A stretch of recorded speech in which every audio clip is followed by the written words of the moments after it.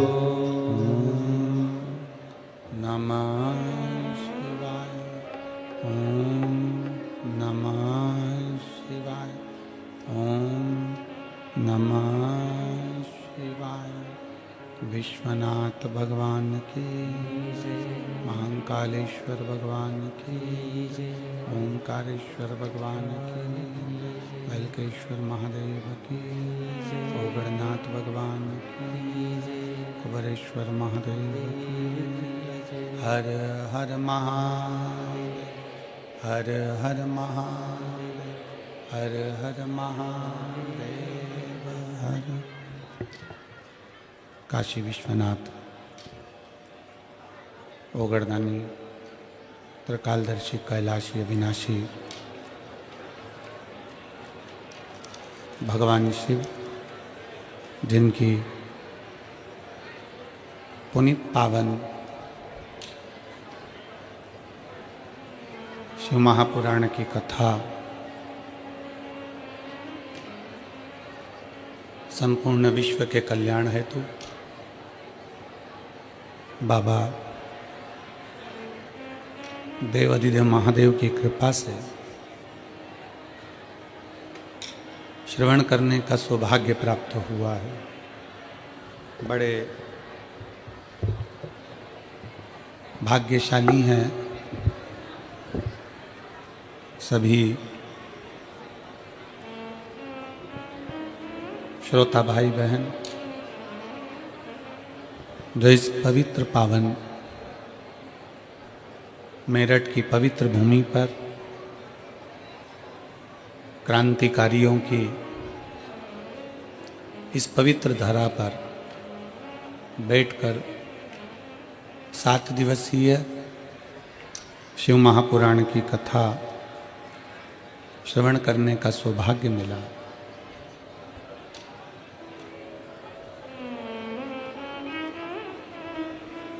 कथा के मुख्य आयोजन के रूप में श्री केदारेश्वर सेवा समिति मेरठ, मुख्य यजमान के रूप में श्री संदीप गोयल जी, श्रीमती रश्मि गोयल जी, श्री आशीष बंसल जी, श्रीमती पूनम बंसल जी, संरक्षक डॉक्टर ब्रजभूषण जयप्रकाश जी अग्रवाल, डॉक्टर राम कुमार जी गुप्ता, अध्यक्ष कृष्ण कुमार गुप्ता, महामंत्री आशीष बंसल जी, ऋषि अग्रवाल जी, राजेश जी, सुमित जी, अनिल जी, विपिन सिंह जी, सुमित सिंह जी, राहुल जी, अर्ची जी, सिंघल जी, आशीष प्रताप सिंह जी, पवन बंसल, बबीता बंसल जी। एक बार सभी यजमान परिवार के लिए जोरदार ताली बजाकर स्वागत, वंदन, अभिनंदन। जिन्होंने इस पवित्र पावन शिव महापुराण की कथा का दिव्य और भव्य आयोजन कराकर आप और हमको कृतार्थ किया है। शिव की कृपा बिना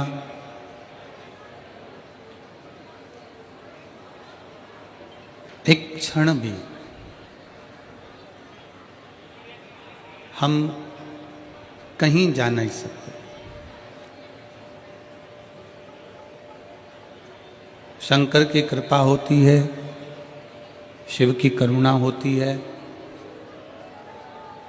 तब कहीं आप और हम भगवान शंकर के शिवालय तक, भगवान शिव की कथा तक पहुंच पाते हैं। और अगर मेरठ की क्रांतिकारियों की ये पवित्र धरा पर, बिलकेश्वर महादेव की, ओगढ़नाथ जी की पवित्र भूमि पर आप और हम अगर कथा को श्रवण करने के लिए बैठे हैं तो ये मान कर चलें कि कहीं ना कहीं भगवान शंकर, ओगढ़नाथ, मेरे शिव आपका हाथ पकड़कर आपको आपकी मंजिल तक भेजना चाहते हैं, इसलिए शिव पुराण तक पहुंचा।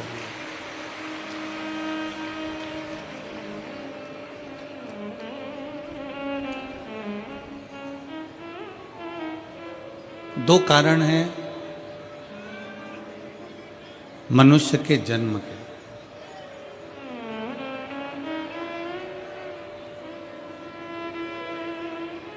मानव जन्म लेने के दो कारण हैं। पहला है हमारे पूर्व के कर्मों का हमें भोग भोगना।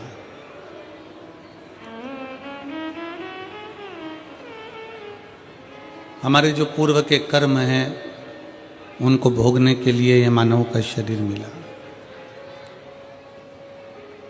और दूसरे नंबर पर है कि फिर वापिस मृत्यु लोक में हमारा जन्म ना हो। हाँ, अगर आप में से कोई चाहता है, मेरठ का कोई व्यक्ति सोचे कि मेरे को तो वापिस जन्म लेना है, तो बात दूसरी है, अपनी अपनी चॉइस है। ये तो आपके मन की दशा है।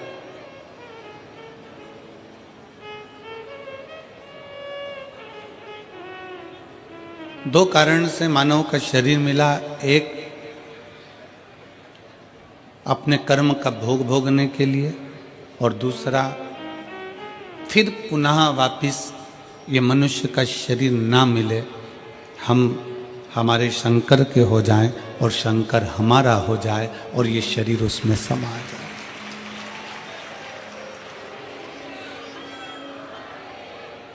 भारत की भूमि के कई संत ऐसे हुए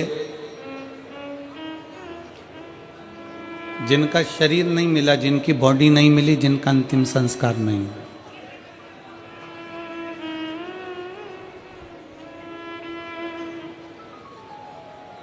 भारत की भूमि के कई संत ऐसे हुए जिनका शरीर नहीं मिला, जिनका अंतिम संस्कार नहीं हुआ, जिनकी बॉडी नहीं मिली। पहले नंबर पर है रामकृष्ण परमहंस जी, जो मां जगत जननी जगदम्बा अम्बा में सशरीर समा गए। दूसरे नंबर पर है चैतन्य महाप्रभु जी, जो जगन्नाथ जी में सशरीर समा गए।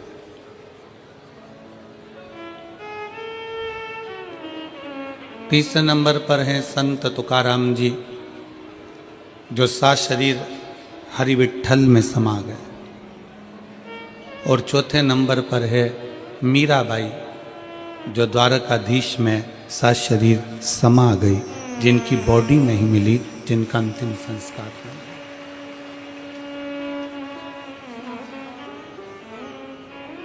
जिनकी बॉडी नहीं मिली है, जिनका अंतिम संस्कार नहीं हुआ।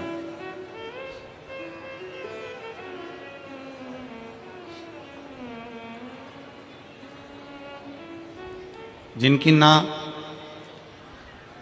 बॉडी मिली, न अंतिम संस्कार हुआ, आए थे संसार सागर में अपना भगवत भजन करने के लिए, और वह भगवत भजन कर कर अपने अपने धाम को चले।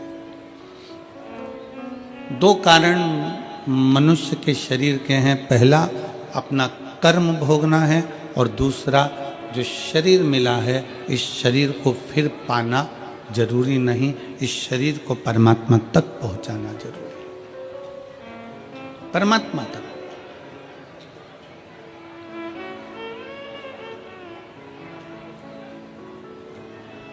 आज 16 दिसंबर है, आद्रा का नक्षत्र है।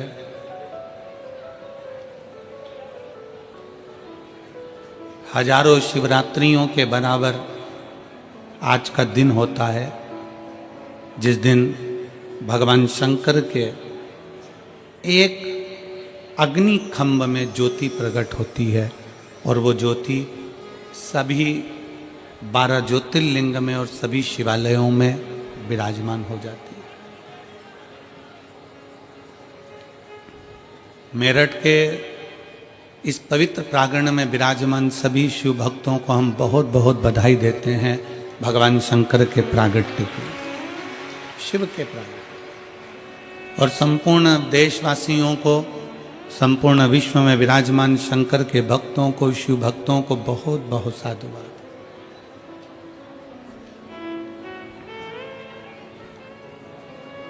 सभी शिव भक्तों के लिए बहुत साधुता।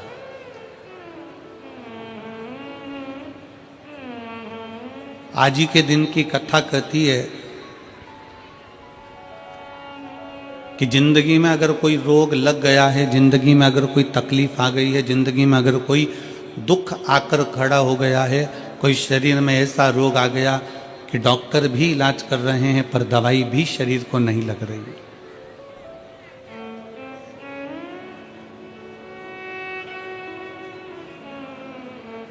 तो आज की कथा कहती है कि पानी को वाणी से अमृत बनाओ। क्या करना है? जम के बोलो जरा। पानी को वाणी से अमृत बनाओ। अब पानी को वाणी से अमृत कैसे बनाओगे?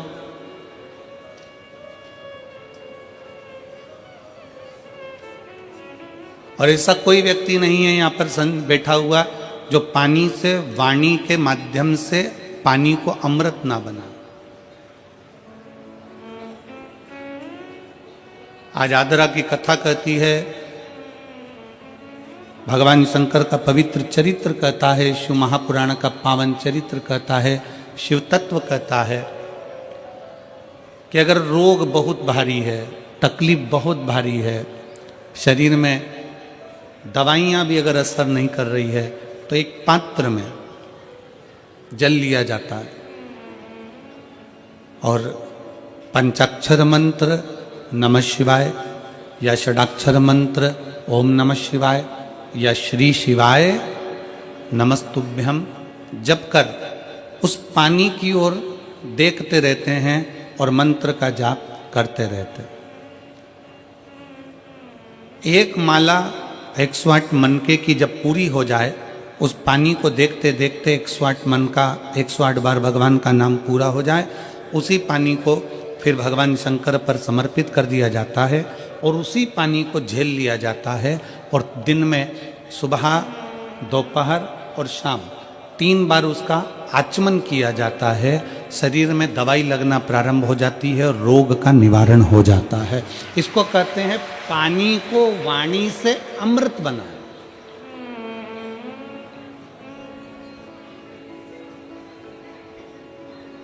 इसको पानी से वाणी को एक पत्र है। अब देखिए, पानी से वाणी को अमृत बनाने का ये पत्र आपके और हमारे बीच में। मेरा नाम पूनम, पति का नाम संजय कुमार है। मैं रोहता है कि रोहता रोड बाईपास शाहपुर जैनपुर मेरठ की निवासी हूँ। कहीं बैठी हो तो हाथ हिला सकती हैं। अगर कहीं बैठी हो तो हाथ हिला सकती हैं। मेरा नाम पूनम, पति का नाम संजय कुमार है। आप पत्र को एलईडी पर पढ़ सकते हो। मैं रोहता रोड बाईपास शाहपुरा जैनपुर मेरठ की निवासी हूँ। कहीं बैठे हो तो हाथ हिला सकते हैं। मेरा बेटे का जब से जन्म हुआ है वह बीमार रहने लगा। इतने साल तक वह लगातार बीमार रहा। ना उसने बोलना शुरू किया और ना ही उसके शरीर में कोई भी ग्रोथ हुआ। मैंने बहुत डॉक्टरों का इलाज कराया, बस जांच भी कराई। जांच में आया कि इस बच्चे की दिमाग की ग्रोथ नहीं हुई है और ना ही होगी। यह बच्चा कमज़ोर ही रहेगा।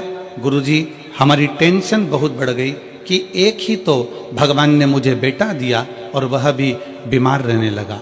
इलाज कराते कराते 2 साल 4 साल भी पूरे हो गए, पर मेरे बेटे में कोई भी बदलाव नहीं दिखा। ना वो बोलता, ना वो शरीर के माध्यम से चलता। डॉक्टर को बताते, सभी जगह हम लेकर जाते। फिर गुरुजी, एक आंटी ने हमें बताया कि तुम इतना इलाज करा रही हो, एक बार मेरे कहने से शिवजी पर जल चढ़ाओ और जल अपने बेटे को पिलाओ। आस्था चैनल पर कथा आती है, सियोरवाला महाराज प्रदीप मिश्रा कथा करता, उसे सुनो, जो उपाय बताए उसको करने का प्रयास करो। विश्वास को मजबूत बना लेना। बस इतना याद रखो कि अपने भरोसे को, विश्वास को पूर्ण करो। शिवजी पर जल चढ़ाना शुरू किया। शंकर पर जल चढ़ाना, पानी को वाणी से अमृत बनाइए। शिव तत्व का नाम लेकर श्री शिवाय नमस्तुभ्यम कहकर शिवलिंग पर जल चढ़ाती और वही जल लाकर अपने बच्चे को पिलाना प्रारंभ करा। 5 साल तक मेरा बेटा ना बोला, ना उसका दिमाग काम करा, ना चलने फिरने में आश्रित रहा। पर बाबा ने ऐसी कृपा कर दी कि पशुपतिनाथ का व्रत किया, बेटे को लाकर जल देना चालू करा। 6वां वर्ष चालू हुआ और बाबा की कृपा से अब मेरे बेटे ने धीरे धीरे सभी कुछ बोलना प्रारंभ कर दिया। आज गुरुजी, मेरा बेटा स्कूल भी जाता है, ट्यूशन भी जाता है, सब कुछ बोलता भी लगा है और उसके दिमाग का भी ग्रोथ शुरू हो गया है। उसका स्वास्थ्य भी पूरी तरह से ठीक है। अब मेरा बच्चा, किसी डॉक्टर को भी अब दवाई की जरूरत नहीं है, वह बिल्कुल ठीक है। गुरुजी, आपने समस्त समाज को, शिव भक्तों को अलग जगाई। तो ये शिव भक्ति, पानी को वाणी के माध्यम से अमृत बनाना। अगर कहीं बैठे हों तो एक बेलपत्र लेने के लिए आ सकते हैं, और बच्चा आया हो साथ में तो उसको भी ला सकते हैं। पानी को वाणी से अमृत बनाइए। सबसे सुंदर तरीका, सबसे सरल तरीका। और ये आपको भी बोलना है कि आप अमृत कैसे बना सकते हो। बीमारी है, तकलीफ है, बच्चा चिड़चिड़ा हो गया, माइंड काम नहीं कर रहा है, शरीर में रोग भरते चले जा रहा है, कटोरी में जल ले लो, पात्र में जल ले लो और पंचाक्षर मंत्र नमः शिवाय या षडाक्षर मंत्र ओम नमः शिवाय या श्री शिवाय नमस्तुभ्यम। जितनी देर आप जप करें उतनी देर तक उस जल पर आपकी दृष्टि पड़ना चाहिए, उस जल पर आपकी दृष्टि पड़े। जितनी देर तक आप जप रहे हैं, श्री शिवाय नमस्तुभ्यम कह रहे हैं, उतनी देर तक जल पर आपकी दृष्टि पड़े और फिर वही जल भगवान शंकर को समर्पित करें और वो जल लाकर सुबह दोपहर शाम 3 बार उसका पान करें। 3 बार क्यों?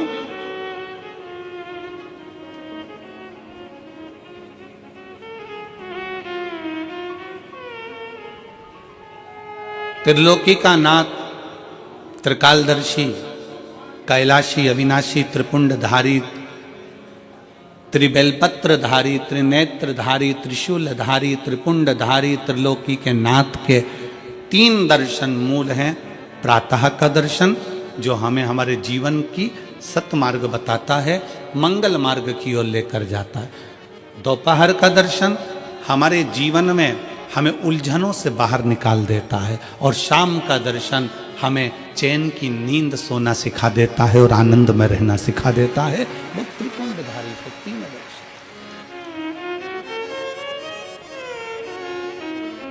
वो कहते हैं ना कि गरीब तो इतना हूं, गरीब तो इतना हूं कि एक गधा भी नहीं खरीद सकता।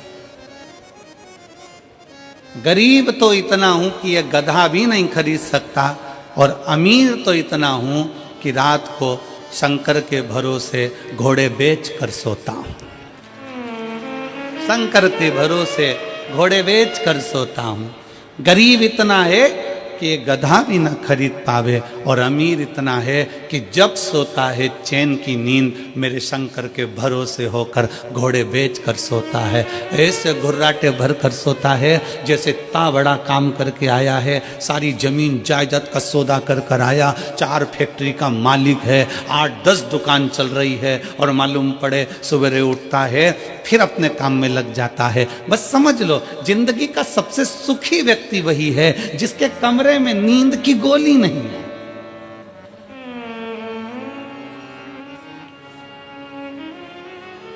सिर के पास में कोई बाम की शीशी नहीं है,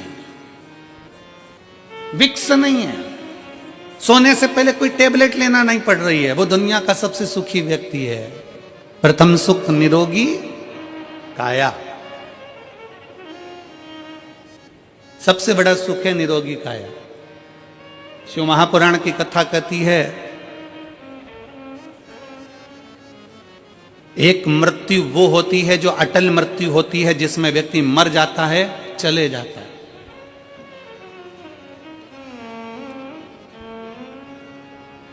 जन्म से लेकर मरने तक के बीच में व्यक्ति 100 बार और मरने की कतार पर आ जाता है। कितनी बार? जम के बोलो जरा, कितनी बार पास में आ रहा है मृत्यु के? 100 बार। मरने वाला मृत्यु अलग है कि मरेगा, परंतु उसके पहले जन्म से मृत्यु के बीच में 100 बार तुम्हारे पास में मौत आती है। 100 बार। कहीं बीमार पड़ गए, एक्सीडेंट हो गया, कहीं कोई कार्य हो गया, कहीं दिमाग खराब हो गया, कहीं मानसिक टेंशन बढ़ गया, कहीं डिप्रेशन में पहुंच गए, कहीं किसी ने कुछ कह दिया, कहीं कुछ हो गया। 100 बार मौत मृत्यु तुम्हारे नजदीक में आती है। किसी ने पूछा ये शंकर पर चढ़ाया गया जल श्री शिवाय नमस्तुभ्यम कहाँ काम आता है? शिव महापुराण की कथा कहती है जो अटल मृत्यु सत्य है वो तो आएगी, मरोगे उसको कोई नहीं टाल सकता, पर जो 100 बार मृत्यु तुम्हारे नजदीक में आती है, तुमने अगर कोई धर्म करा, पुण्य करा, सत्कर्म करा, शिव का नाम लिया, पंचाक्षर नाम लिया, शंकर को 1 लोटा जल चढ़ाया, श्री शिवाय नमस्तुभ्यम कहा है, समझ लो कि तुम्हारे पास में जब 100 बार मृत्यु नजदीक में आती है ना, तो तुम्हारा पुण्य, तुम्हारा भजन, तुम्हारा स्मरण, तुम्हारा मंत्र जाप, तुम्हारा 1 लोटा जल उस मौत को टालता चले जाता है और आगे बढ़ता चले जाता है। अटल मृत्यु तो सत्य है, वो तो आना है, पर उसके पहले भी 100 बार मृत्यु आती है। कहीं बीमार पड़ गए, एक्सीडेंट हो गया, कुछ हो गया, कुछ हो गया, बार बार मौत करीब में आती चली जाती है। बार बार मृत्यु करीब में आती चली जाती। पर उस मृत्यु को तुम भगवान की भक्ति से, तुम भगवान के भजन से, तुम अपने स्मरण से टाल रहे हो। तो मंत्र जाप से उसको टाल रहे हैं।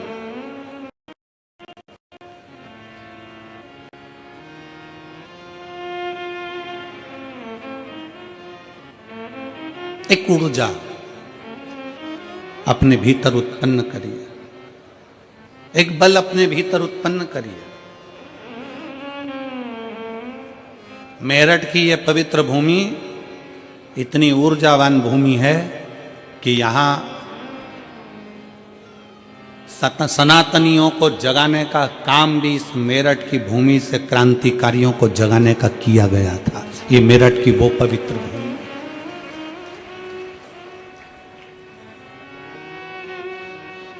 और कहां से जागे थे? शंकर के दरवाजे से, ओगड़नाथ जी के दरवाजे से।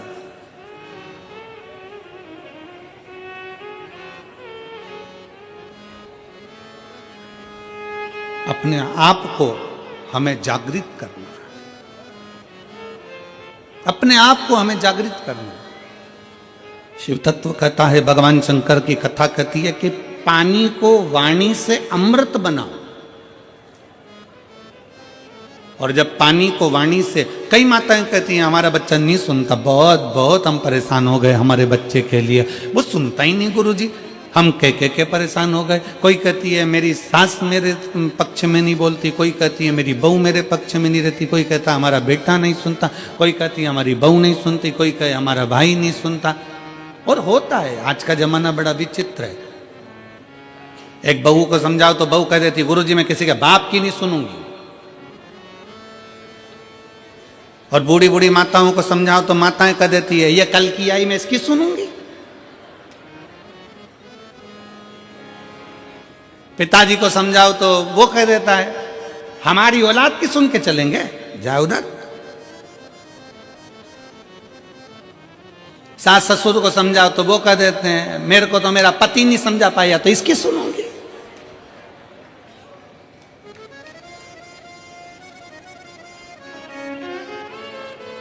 कोई किसी के सुनने को तैयार नहीं है।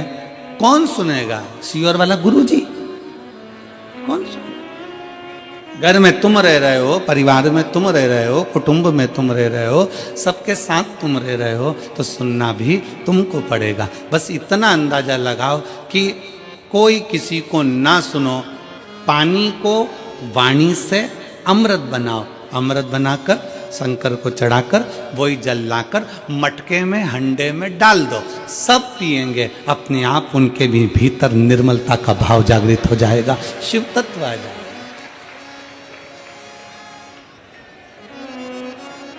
शिव तत्व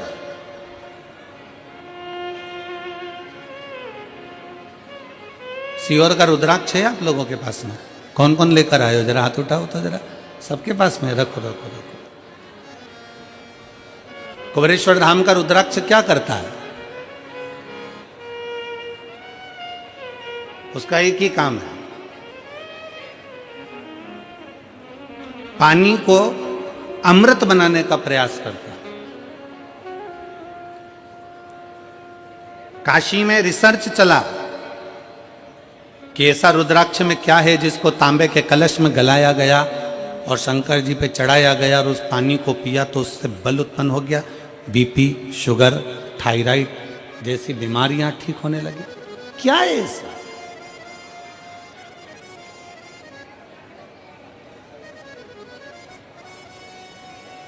हम कहते हैं शिव महापुराण के अंतर्गत एक मुखी से लेके 14 मुखी तक रुद्राक्ष का वर्णन किया गया। शिव महापुराण में एक मुखी से लेकर 14 मुखी तक रुद्राक्ष का वर्णन किया गया। और एक भी रुद्राक्ष, कोई कहता है कि एक मुखी रुद्राक्ष ज्यादा प्रबल होता है, कोई कहता है 2 मुखी प्रबल होता है, कोई कहता है 3 मुखी प्रबल होता है, कोई कहता है 5 मुखी प्रबल होता है। सारे रुद्राक्ष कोई ना कोई कहता है कि ये बहुत प्रबल होता है। फिर किसी ने कहा गुरुजी एक मुखी रुद्राक्ष कहीं मिलता है क्या? हमने कहा आज के जमाने में एक मुखी आदमी नहीं मिलता तो रुद्राक्ष की बात करते। आज के जमाने में आदमी नहीं मिले, अपनी पार्टी हार जाती है तो लोग दूसरे की पार्टी में चले जाते हैं। आदमी एक मुखी नहीं दिया तो यहाँ रुद्राक्ष की क्या बात करते? इधर डालनी गली तो उधर पहुंच गए, उधर डालनी गली तो उधर पहुंच गए, उधर डालनी गली तो उधर पहुंच गए। दिन भर डोलते रहते हैं, दिन भर।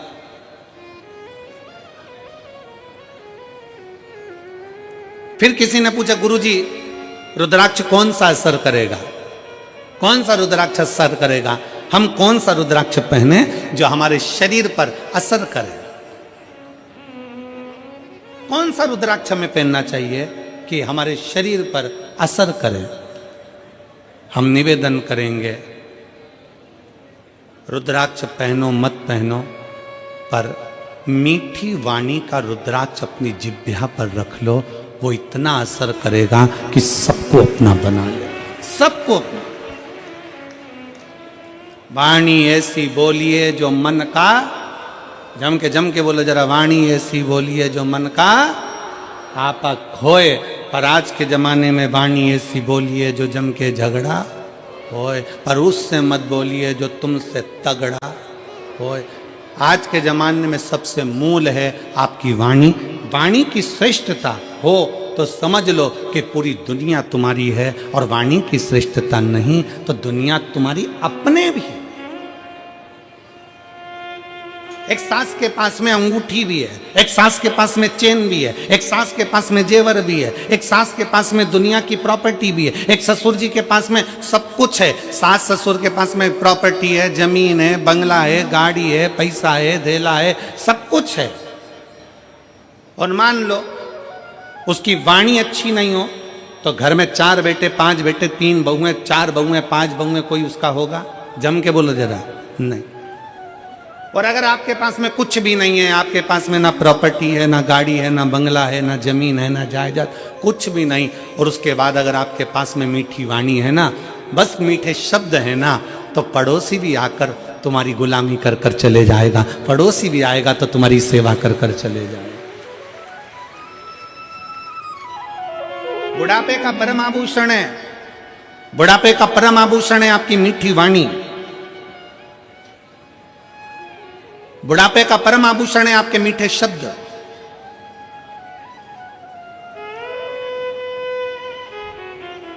जब माता रानी के दर्शन करने के लिए वैष्णो देवी की सीढ़ियों पर चढ़ते हैं तो बड़े प्रेम से कहते हैं, प्रेम से बोलो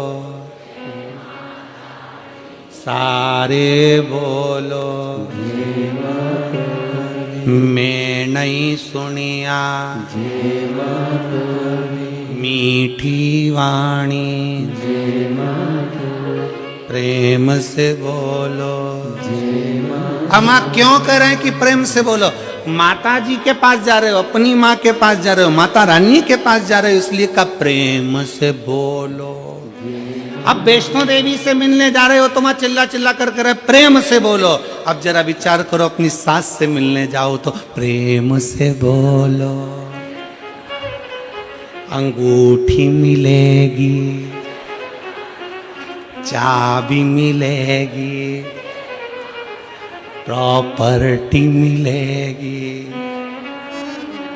मैं नहीं सुनिया। मैं नहीं सुनिया मतलब सास कहेगी मैं नहीं सुनिया।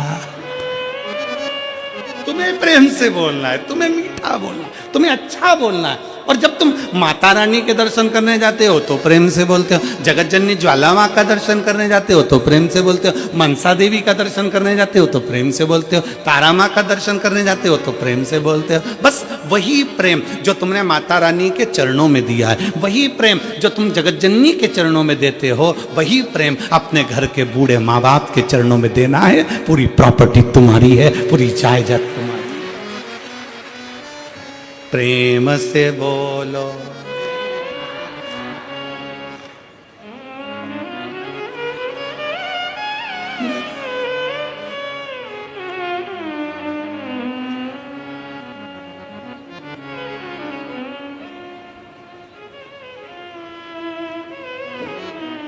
बस एक मीठी वाणी, एक मीठा शब्द आपकी जिह्वा के मीठे उच्चारण भगवान के करीब में लेकर जाते हैं।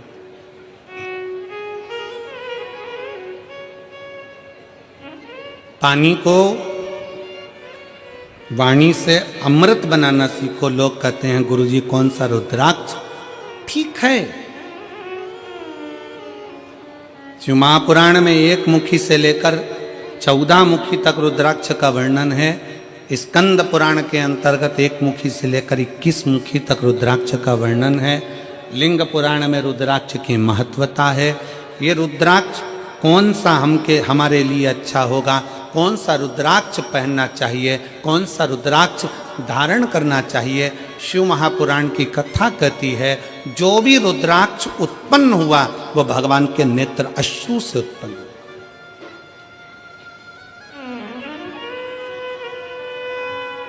और केवल एक के मिलन से नहीं, रुद्राक्ष शंकर और पार्वती के मिलन से उत्पन्न हुआ है, मिलन से।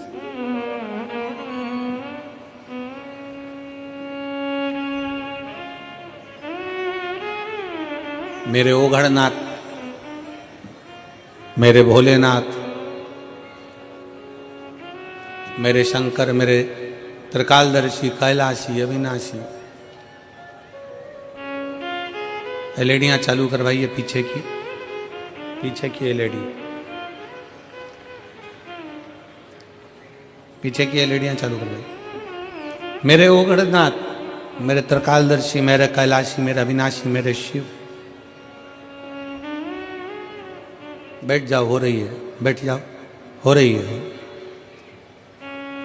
मेरे शंकर, मेरे ओघड़दानी, मेरे त्रिकालदर्शी, मेरे कैलाशी, मेरे अविनाशी, मेरे शंकर बैठे थे और बड़े आनंद में विराजमान थे। तभी मां जगत जननी भगवान शंकर के पास में आती हैं और उनके नेत्रों को अपने हाथों से बंद कर लेती हैं।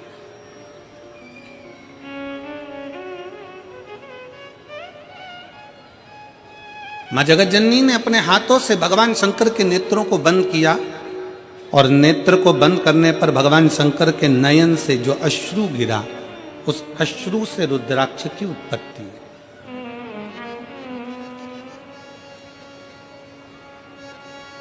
अब यहां पर यह वर्णन नहीं आया कि अश्रु से 1 मुखी रुद्राक्ष हुआ, कि अश्रु से 2 मुखी रुद्राक्ष हुआ, कि अश्रु से 3 मुखी रुद्राक्ष हुआ, कि 4 मुखी हुआ, कि 14 मुखी हुआ, कि 21 मुखी हुआ।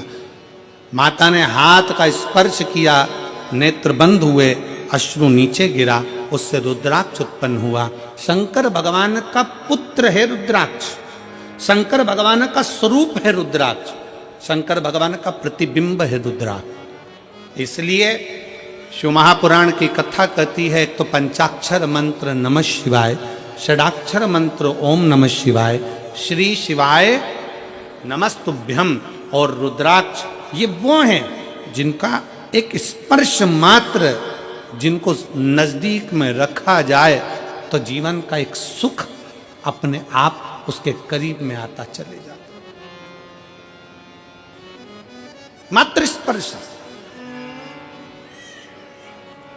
और देख लिया संसार हमने देख लिया, सब मतलब के यार हमने देख लिया, झूठे नाते झूठे रिश्ते, झूठे नाते झूठे रिश्ते, अरे झूठा है संसार हमने देख लिया, सब मतलब के यार हमने देख लिया। शिव महापुराण की कथा कहती है कि रुद्राक्ष कोई सा भी हो, 1 मुखी हो, 14 मुखी हो, 21 मुखी हो, 15 मुखी हो, 11 मुखी हो, 10 मुखी हो, 5 मुखी हो, 4 मुखी हो, पर इतना याद रखना, कोई सा भी रुद्राक्ष हो, अगर आपके गले में पड़ा हुआ है, अगर वो रुद्राक्ष आपके गले में है, चाहे स्त्री हो, चाहे पुरुष हो, चाहे बेटी हो, चाहे बेटा हो, अगर उसके गले में रुद्राक्ष पड़ा हुआ है तो किसी दुनिया के व्यक्ति की सामर्थ्यता नहीं है कि वो आपको धोखा दे दे और आपसे छल कर कर चले जाए।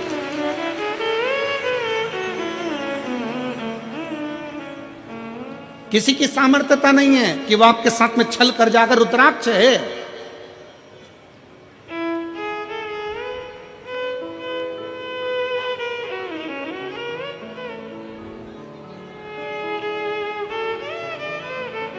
और प्रयास करो।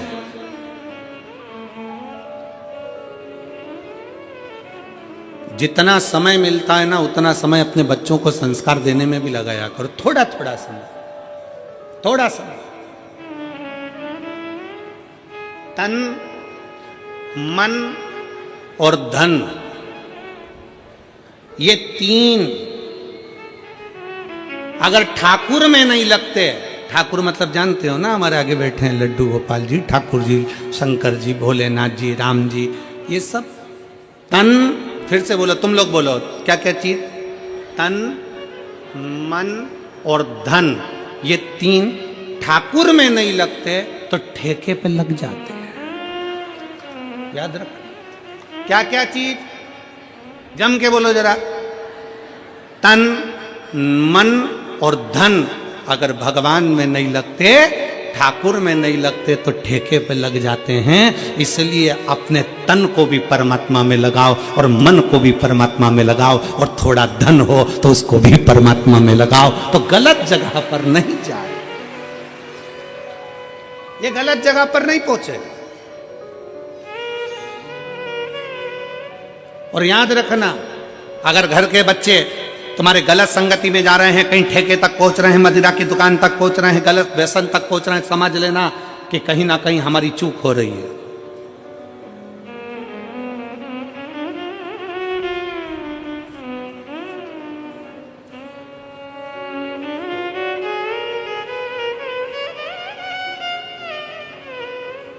कहीं ना कहीं हमारी चूक हो रही है।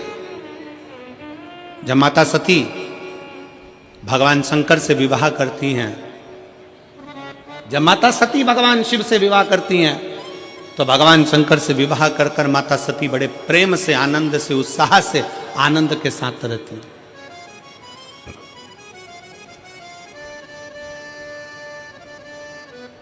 बड़ी उमंगता में माता सती रहती हैं, बड़ी उमंगता में।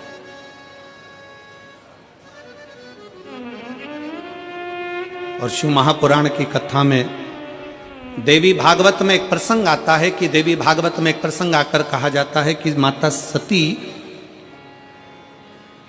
अगर अपने परिवार के साथ भी अगर कहीं बाहर निकल कर जाती थी तो माता सती के नेत्र नीचे की नीचे ही रहते थे। माता सती के नेत्र नीचे रहते थे।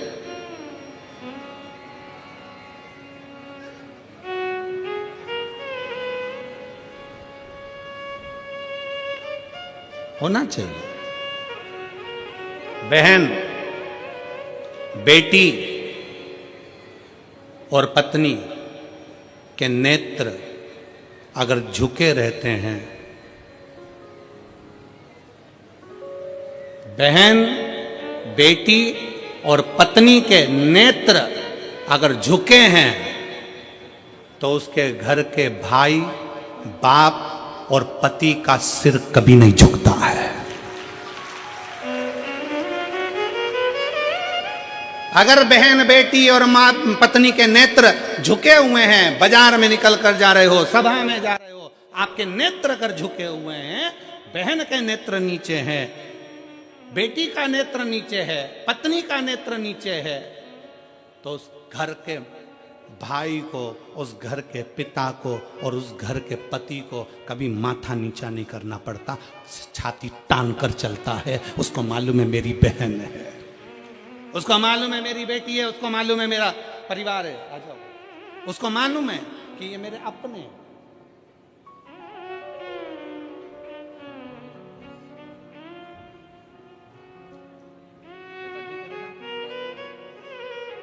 एक उसके लिए भी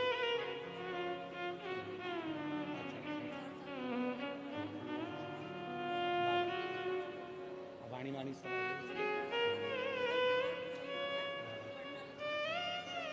दीदी बोल रही हैं 5 साल तक कुछ नहीं बोला और ना उसका माइंड काम करा, ना शरीर, पर बाबा की कृपा से अब बच्चा बोलने भी लगा, स्कूल जाने लगा, ट्यूशन जाने लगा और पढ़ने लगा और बहुत अच्छा हो गया। यही शिव कृपा। हर हर शिव तत्व की प्राप्ति। नेत्र झुके रहें। और फिर निवेदन है इस व्यासपीठ के माध्यम से, आपकी दृष्टि अगर रहे तो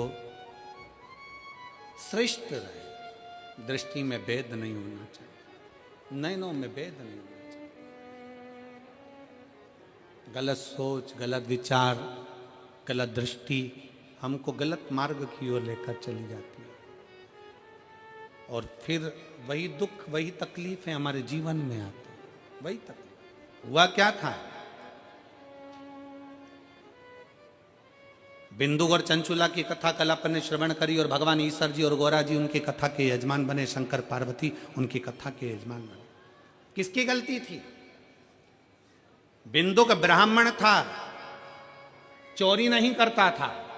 बिंदु का ब्राह्मण था, छल नहीं करता था। बिंदु का ब्राह्मण था, बेईमानी नहीं करता था। केवल चंचुला देवी ऐसी आई, और वो चंचुला देवी ने कहा कि तुम्हारे घर में मैं विवाह कर आई हूं, क्या है ये? तुम्हारे घर में कुछ भी नहीं, तुम्हारे घर में वैभव नहीं, तुम्हारे घर में धन नहीं। पति को उसने चोरी में लगा दिया, कहीं से भी लाओ, कहीं से भी लाओ, पर लाओ, मुझे चाहिए। पति चोरी नहीं करता था, बिंदुक चोरी नहीं करता था। कभी कभी अपने मन में विचार लाइएगा कि बिंदुक जब चोरी करता था, बेकार काम करता था, गलत काम करता था, तो उसके लिए शंकर भगवान जजमान बनने की क्या जरूरत थी? शिव जी को जजमान बनने की क्या जरूरत थी? शंकर जी को कथा सुनने की क्या जरूरत थी? उसकी मुक्ति के लिए शंकर जी ने क्यों प्रयास किया?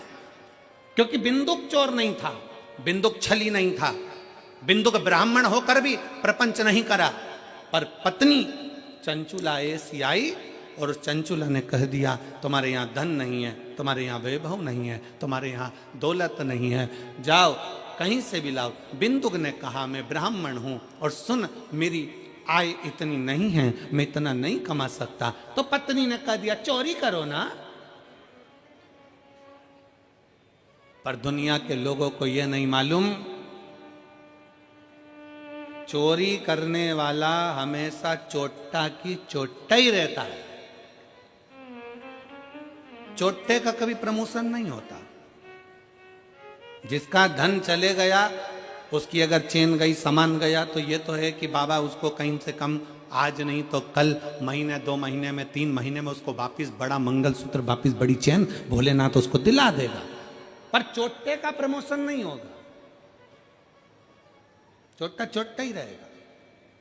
और तुम खुद देख लो, कितने चोट्टे कितना सामान चोरते। और आप लोगों से हम बार बार व्यासपीठ से कहते हैं, बार बार निवेदन करते हैं, जितनी कथा होती है हर कथा में कहते हैं, अपनी चेन, कीमती सामान, मंगलसूत्र, अपने मोबाइल, कीमती कीमती सामान, डायमंड, हीरा, सोना, चांदी, सब अपने घर छोड़कर आओ। क्योंकि जो डायमंड से बड़ा डायमंड है मेरा शंकर ओगड़दानी त्रिकालदर्शी कैलाशी, उसकी कथा सुनने के लिए जा रहे। अपना जेवर अपने घर, 2 चीजें अपने घर में रखो कथा में आने से पहले, एक जेवर, दूसरा तेवर। तुम कितने बड़े भी कुछ भी हो, अपने घर के हो, यहां तेवर भी मत दिखाओ कथा में आने के बाद। तुम मुझे जानते नहीं हो, फोन लगाता हूं, अब भी आगे बैठने की व्यवस्था करवाता हूं। तो जेवर और तेवर दोनों घर रखिए। शिव महापुराण की कथा में ना जेवर की जरूरत है, और जम के बोल दो जरा, ना तेवर की जरूरत है। तुम्हारी पहचान होगी किसी से भी, हमारी पहचान तो उससे है जो शमशान में रहता है, सीधा, उससे सीधी पहचान है।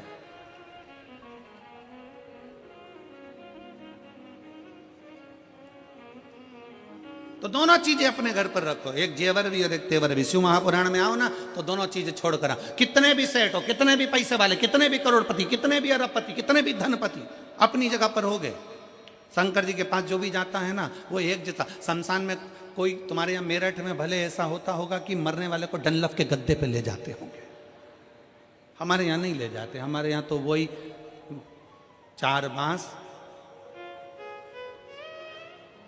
40 कंडे, 4 कंधे, उत्ते में राम नाम, सत्य, सफेद और लाल कपड़ा ओढ़ा दिया, ले गए। कितना भी सेठ हो, कितना भी करोड़पति हो, कितना भी धनपति हो, कितना भी वैभवपति हो, चाहे दुनिया का कंगाल से कंगाल व्यक्ति हो, पर शंकर भगवान के दरवाजे पर शमशान में जब पहुंचेगा उसकी शान सम होगी, इसलिए उसका नाम शमशान है। वहां सबका लेवल बराबर है, कोई बड़ा नहीं, कोई छोटा नहीं, अपने घर कर हो गए तो छोड़िए अब अपने घर पर। जितने जितने लोग कथा सुनने के लिए मेरठ में आए या रायपुर, जब कथा रहे, रायपुर में कथा रहेगी 24 तारीख से 30 तारीख तक। रायपुर में पुराना धमतरी रोड, सेज बाहर, रायपुर। कथा का समय रहेगा 2 बजे से 5 बजे तक, रायपुर छत्तीसगढ़ की कथा का। 24 दिसंबर से 30 दिसंबर तक कथा चलेगी, जिसके आयोजक रहेंगे कमल जी देवांगन। तो हम तो उनसे भी कहेंगे, जो भी कथा सुनने आए अपना जेवर अपना तेवर अपने घर छोड़ कर आओ। यहाँ तो बाबा क्यों किया, हम तो बाबा के भरोसे चलते हैं, हम तो बाबा के भरोसे चलते हैं। ये दुनिया वाले जलते हैं, ये दुनिया वाले जलते हैं, भोले बाबा के भरोसे चलते हैं, शंभू बाबा के भरोसे चलते हैं। तो शिव महापुराण की कथा कर रही है, भगवान शंकर का चरित्र कर रहा है। कुछ आभूषण, आभूषण है मेरा शंकर, कोई आभूषण नहीं है, आभूषण मेरा शिव।